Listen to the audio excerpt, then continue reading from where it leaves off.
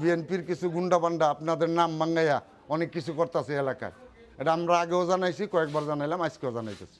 বাবুবারে এদের শক্ত হাতে দমন করার জন্য আমি আহ্বান জানাচ্ছি।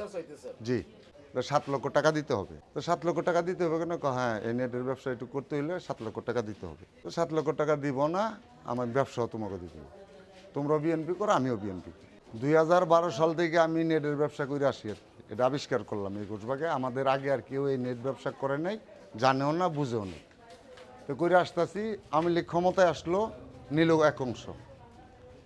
এই যাই হোক, বাটবাটোরা করে অল্প একটু দিয়ে আওয়ামী লীগের নিল যে আপনারা বিএনপি করেন, আমরা আওয়ামী লীগ করি, এখন আওয়ামী লীগ ক্ষমতায় এসে আপনারা লাইন ছেড়ে দেন। ওরা বুঝায় টুজায় যেমনি হোক নিছে। এখন আবার যাই হোক, ব্যবসা অল্প দিচ্ছে যে আওয়ামী লীগের আমলে বাটবট করে ওইটুক খাইতেছে। হঠাৎ করে এই বিএনপি ক্ষমতায় আসার আগে, মানে তত্ত্বাবধায়ক সরকারের সময়ই একবার এই লাইন কাটছে। রিপন, লুৎফর, মাসুদ, আলহাজ, তারপরে ছোটবাবু, বড়বাবু, এগুলায় আরও অনেক পোলাপান নিয়ে এসে কাটছে। কাটার পর আবার আমি জয়েন দিচ্ছি। দেওয়ার পরে এই মিটমাট করিয়াই আর কি, ওই যে নেতা ফেতা দিয়ে কথাবার্তা করে চলতেছে। হঠাৎ করে আবার আজকে, মানে এর মাঝখানে আবার একটা ঘটনা ঘটছিল যে টাকা চায় লুৎফর, 7 লক্ষ টাকা দিতে হবে।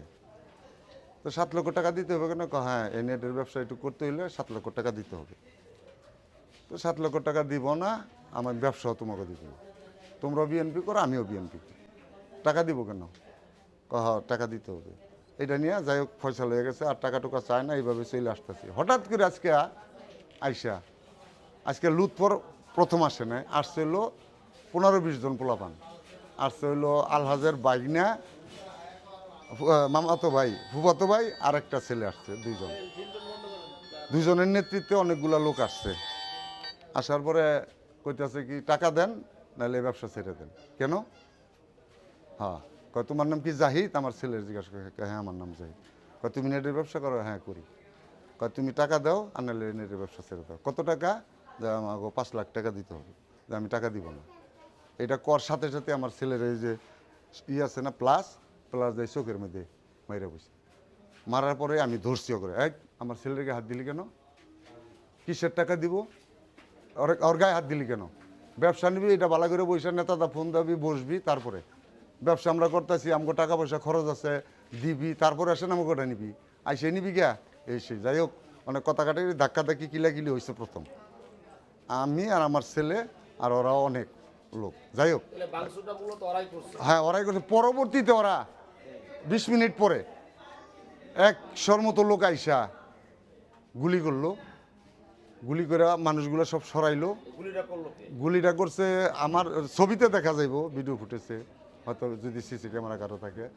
ওদের আছে যে হেলমেট পরা, আর লাল গেঞ্জি একটা, আর একটা হলো চকরা পাকড়া গেঞ্জি গায়ে, দুইজনে গুলি করছে। গুলি করছে 5-6টা শব্দ পাইছি আমি। হ্যাঁ, পিস্তল দুইজনের কাছে দেখছি আমি, ওপেন। আরো মেসে দেখছি, আমি নিজে দেখছি। আমি ওই জানালা খাড়ি খাড়ি দেখতেছি, গুলি আমার কই যে জাহিদে কর, মনে করছে জাহিদিরা কয় জাহিদে মেরে ফেলা। ওইটা আবার ওই লাল গেঞ্জিওয়ালা ছেলেটা এই ভাষাটা ব্যবহার করছে, যা গুলি করছে।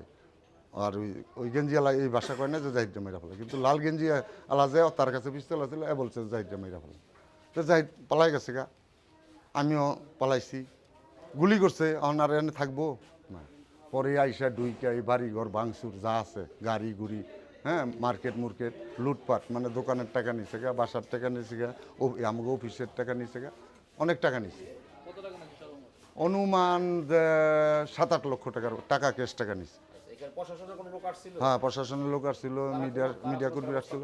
তারা ব্যবস্থা গ্রহণের কথা বলছে। জাহিদ বিহারে দেখে বলছে যে আপনি অত দ্রুত রক্তক্ষরণ হইতেছে, যে আপনি মেডিকেলে যান, মেডিকেল যে ট্রিটমেন্ট করে পরে থানায় আসেন।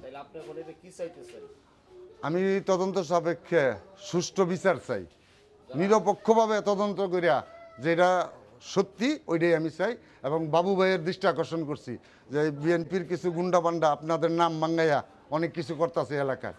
এটা আমরা আগেও জানাইছি, কয়েকবার জানাইলাম, আজকেও জানাইতেছি। বাবু ভাইরে এদের শক্ত হাতে দমন করার জন্য আমি আহ্বান জানাই। জি, যে অটোগুলা ভাঙছে, আসলে এই যে যারা রিক্সা চালায় তাদের এখন ড্রাইভার আসলে কে নেই? এখন আমার গ্যারেজে এরা রাখে, হ্যাঁ, ড্রাইভার তো যারা ভাঙছে তারাই নিবে। এখন যদি আমার দিতে বলে, প্রশাসন আছেন, আপনারা আছেন, মিডিয়ারা, যেটা সঠিক ওইটা তুলে ধরবেন। এটা আপনারা দেখবেন। মোটরসাইকেল ভাঙচুর করছে, এই যে আমার বাড়ি একবার হ্যাঁ দোতন। কি আপনার ঘরের কি মাংস করতে পারে? আমার নাম মোহাম্মদ জামান ভুঁইয়া, গ্রামের নাম ঘোষবাগ, পিতা মৃত্যু শফিউদ্দিন ভুঁইয়া।